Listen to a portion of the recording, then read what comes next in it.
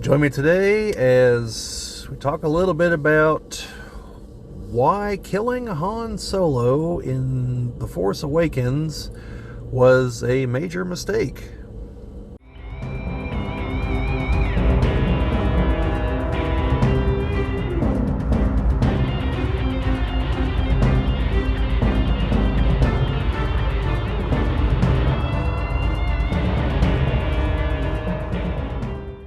This is the Geek Cabal channel. My name's Bobbie, and we're going to be talking a little bit about some choices made in the sequel trilogy for Star Wars.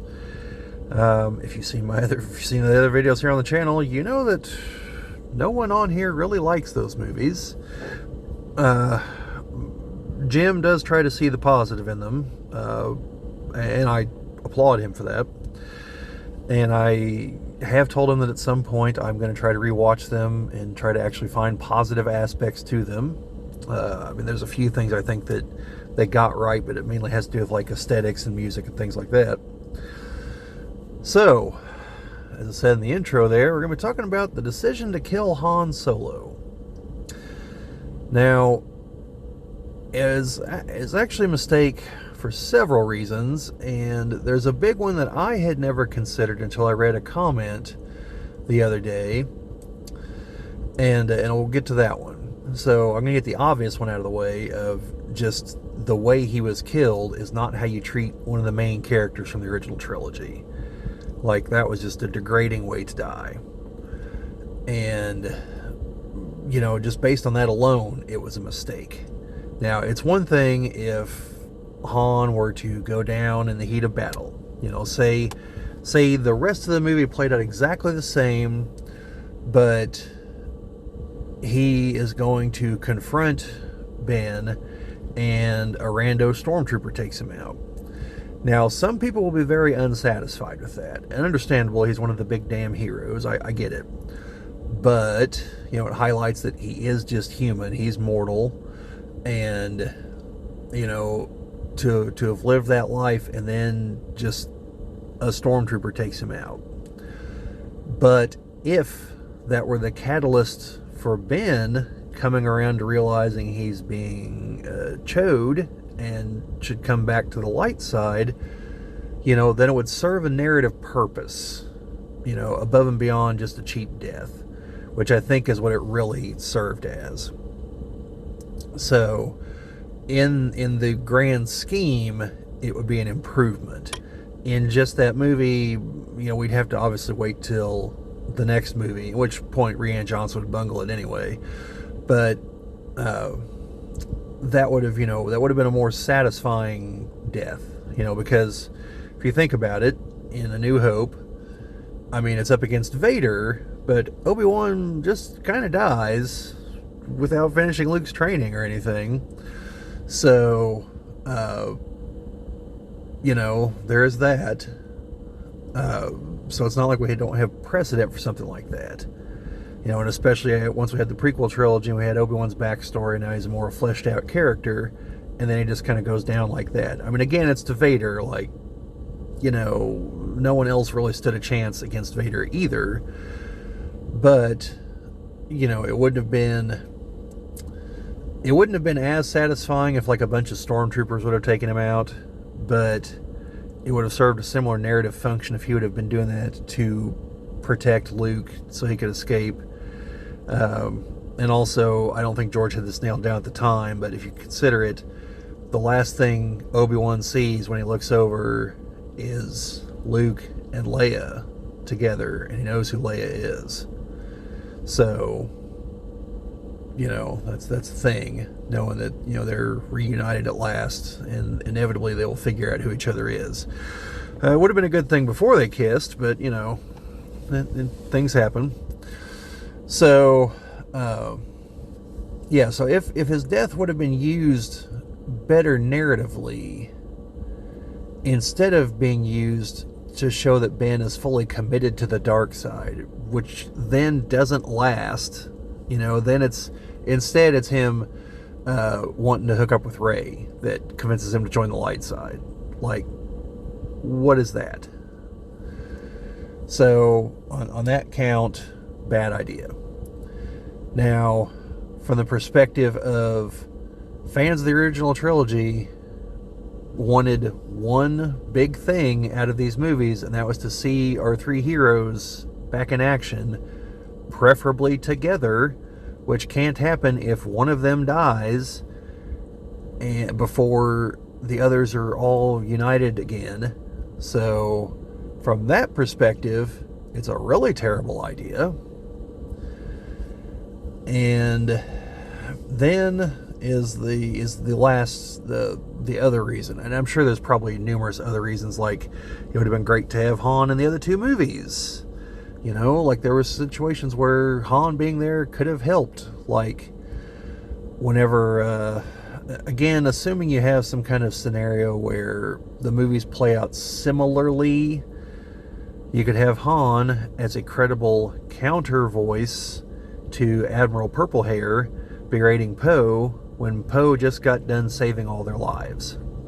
Like, she is so clearly and utterly in the wrong there, with them trying to present her as being in the right, that I seriously question, like the competency, like the mental competency of whoever thought that whole scenario was a good idea.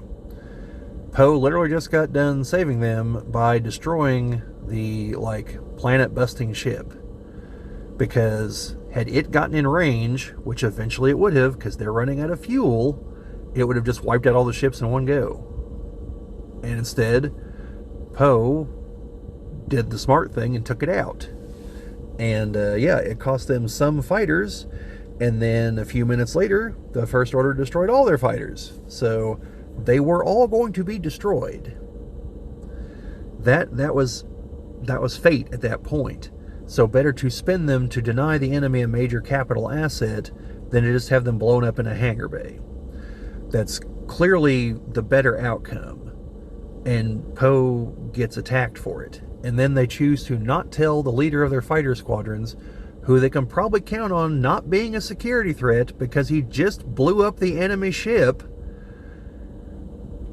the plan, knowing the type of person he is, but also just knowing the whole, hey, we should fill in the top commanders what the plan is, so they can at least go assure their people that yes, there is a plan, yes, it's competent, instead of just saying, trust me, bro, when, we don't know who the hell this woman is. So, yeah, that whole scenario is just dumb. So having Han be there to act as a counter voice of well, guys, or to have Leia tell him the plan and then him relay it to Poe, or any number of other scenarios, that would have been a far better choice. Plus, again, at the end, we would have potentially had the ability to see him, Luke, and Leia together. Now, again, it would have been Luke astral projecting, but okay, whatever. So, we could have seen that, and again, maybe him, by being in the third movie at that point, could in person try to talk his son down, tell him look, this whole thing with Luke didn't work out, and this didn't work out, and you almost killed your mother over here, is that really what you want, and finally, bring him down, and then Ben and Rey go deal with Palpatine. So from the perspective of the movies, it severely limited their choices, and those were all, gave a bunch of narrative dead ends that they could have helped had Han been an option. And also wouldn't have to have some weird Force ghost moment with a guy who wasn't Force sensitive, so there's no real explanation for how the hell that happened. So then we come to the other reason, and that is the Star Wars movies at their core are about relationships and family. The original trilogy is Luke figuring out that Vader is his father, and then fighting against what everyone is telling him to try to redeem him, and succeeding. And the original and the prequels are about Anakin growing up, falling in love with Padme, finding out she's pregnant, and then seeing that he's going to lose her, and the incredibly destructive lengths he goes to preserve that. So, and being manipulated by Palpatine because of it. So that's what these are about. The sequel trilogy, none of that. We started to have a glimmer of it with Han and Rey. And again, I don't like the way things went in the sequel trilogy, but had that been allowed to continue, then we would have that. We would have Han trying to step in, and it would be him trying to step in, making up for the shortcomings he might have had with Ben. And then that could be a driving narrative towards the end of the trilogy where Ben confronts him and her, and basically with a, oh, you chose her over me, and, you know, like trying to tell her, like, look, he failed with me, this is what happened, you know, good luck, honey, you're back in a loser, you know, and things like that. You know, you would have that interrelational drama, and, you know, you hopefully the trilogy be reworked so that he would bring Rey to Luke, and it would maybe be Han that tries to convince Luke that, look, things obviously didn't work out with Ben and some of the others, but you're the only hope here, you know, train her. And him trying to, you know, him reminding Luke that, hey, you bet it all on your dad being redeemable, when we all considered him, you know, space robo fascist, and like bring Luke back around. And so then Luke is there, you know, towards the finale to try to bring Ben back around, to try to tell him, like, no, Palpatine's evil, like, you don't want any part of that. And or if it would still be Snoke at that point. And so, you know, you could have greatly changed the narrative structure of the films, and to have that be there to build that relational drama so that it can then be paid off with redeeming Ben at the end of the trilogy and taking out, you know, either Snoke or Palpatine once and for all or something. And then you'd have the family unit, and then maybe that's the point where if they stuck with Rey being Palpatine's granddaughter, you know, then maybe that's the point where Luke tells her to take the last name, you know, to carry on the Skywalker legacy, her and Ben, you know, or she marries Ben or something, you know, I don't know. Then I'm not a Reylo shipper, but like if the situation were different, it would make sense. And so, yeah, I think that's the real loss, is that they were starting to have that. And I'm not saying that alone would have salvaged the trilogy, because there's still structural flaws from the very get-go and everything like that. But just like the other video I made, where maybe if things had been taken a little more seriously, if the plot line had gone some different directions, maybe it wouldn't just be a colossal disaster, and maybe eventually people would accept it. Although I think as is, it's so far off track that people are going to accept the EU long before they ever accept this.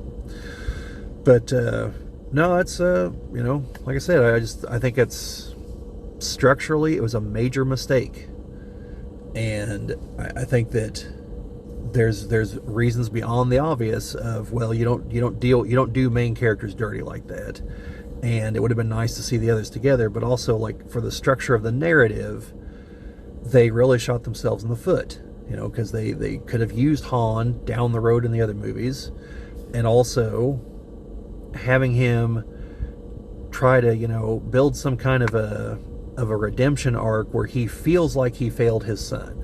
Doesn't mean he necessarily did, but he feels like he did. And so he sees that maybe a way to make up for it is to help Rey, you know, to be a father figure to Rey, because she has no father figure. To introduce her to Leia, who would act as a mother figure. To introduce her to Luke, who would try to train her, you know. To, I don't know, introduce her to Lando so she knows how to run a Tabana gas mining facility in Bespin, or cheat at cards. I don't know, something, you know. Billy D can tell her about how Colt 45 gets him every time or something. I mean, you know, something. But yeah, that was to me, that was the beginning of the familiar relationship, and it just doesn't feel like it went where they thought they were trying to go with Leia and her interacting, where there it more felt like Leia felt like she had to watch out for and take care of her, but not so much as like a motherly figure, but more as like a, well, you're kind of our only hope here, and I don't want to see my son die, but like, if it's that or eternal evil across the universe, like, gotta know which choice I gotta make here. So, and again, that also comes down to writing. Like, they could have had similar to how things played out, and then have Carrie Fisher pick up the baton and be like, hey, I know what Han meant to you, and I know I'm not a father figure, but, you know, I can try to be a motherly figure towards you and build that relationship there, you know. And you know, it'd give her an end to be, you know, to be naturally be friendly with Chewie and things like that. So, I don't know. I think that, you know, that comment just made me realize just how badly they screwed Han's character. And how, you know, if you would have had people that understood the underpinnings of Star Wars. Like, JJ's big problem is he doesn't understand anything below the surface. He just sees X-Wings and TIE fighters and, you know, laser blasts and Jedi lightsabers and good versus evil. He gets the surface level stuff, you know, but he can't even scratch just the slightest bit below that, you know, to see that, yes, the interpersonal relationships of the characters was incredibly important to the resonating themes of the original trilogy and the prequel trilogy, even though the dialogue could have been better in the prequel trilogy, admittedly. But, like, there's layers upon layers of themes in the original trilogy. Like, George Lucas internalized oh my god, I just had it on the tip of my tongue, Joseph Campbell's hero's journey. You know, he was trying to make something mythological. He was setting out to do that. It's not just Buck Rogers updated or Flash Gordon updated, although that's clearly part of his part of his background. You know, he loved those growing up, and this is something like that. But there's more to it. There's layers, there's complexity, and it's obvious that the people that JJ didn't get that. Now, I think Rhiann actually did kind of get that. He just felt that things needed to go in a different direction because we've been here before, and that, you know, we needed new and different. And so, in that respect, you know, he might not have been wrong. It's just his new and different was stupid.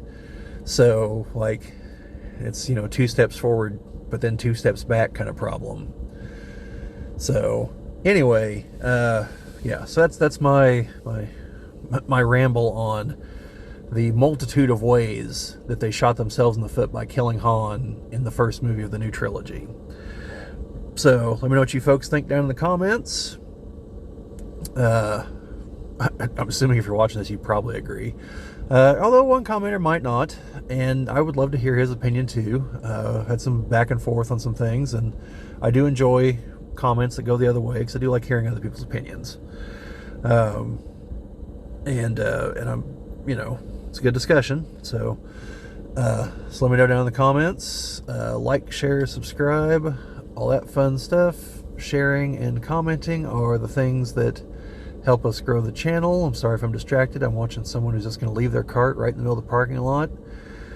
That means they can't be trusted, by the way, with anything. So, it also means they're a very low moral character, because she's clearly not in a hurry or anything. She could have easily walked that to where it was supposed to go, but she chose not to. And sorry you have to hear this sermon here in the outro to the video, but that kind of thing just pisses me off to no end. So, anyway, yeah, so that's my feelings on the shopping cart scenario. So anyway, like I said, like, share, subscribe, all that fun stuff. We always enjoy all that, and we appreciate it. And we appreciate you folks sticking with us and helping us grow. And, yeah, so other than that, just remember, the Force will be with you always.